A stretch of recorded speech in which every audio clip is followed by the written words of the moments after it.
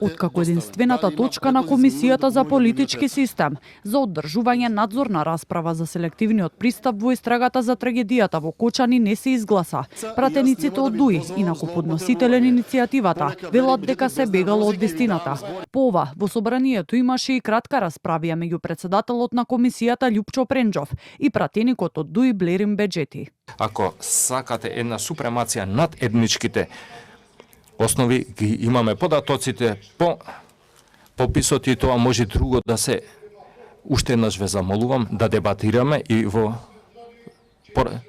врска со сила не мислете дека некој ќе потклекне на сила. Имам право како председател, деловникот очекува да ми се извините.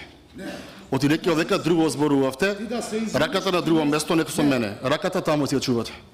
Раката таму. Да. И устата. Раката таму. Јас сум должен да одговорам бидејќи овдека има јавност. Од СДСМ велат дека иако иницијативата не била поднесена од нивната пратеничка група, досега во собранието не се случило да не биде дадена можност да се одржи надзорна расправа. Од ВМРО ДПМН пак остануваат на ставот дека доколку има дебата, таа треба да ги опфати сите трагедии кои се случиле во земјава последните години. Како татко, како брат на тие кои што почина, загина заради институционални пропусти, сметам дека треба најмалце собранието да дозволи да се разговара.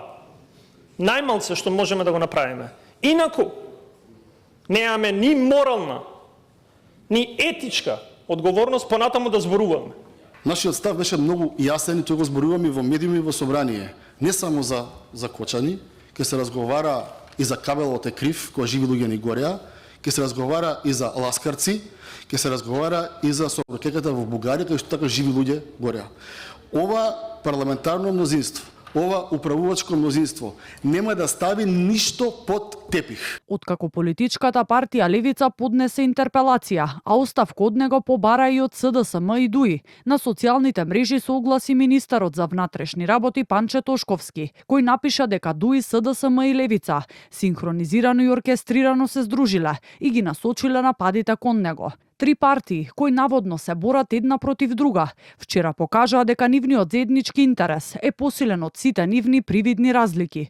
Токму затоа, јас овие напади не ги гледам како закана, туку како комплимент дека конечно правдата ги допре оние кои мислеа дека за секогаш ќе останат недопирливи, одговори Тошковски на критиките од опозицијските партии.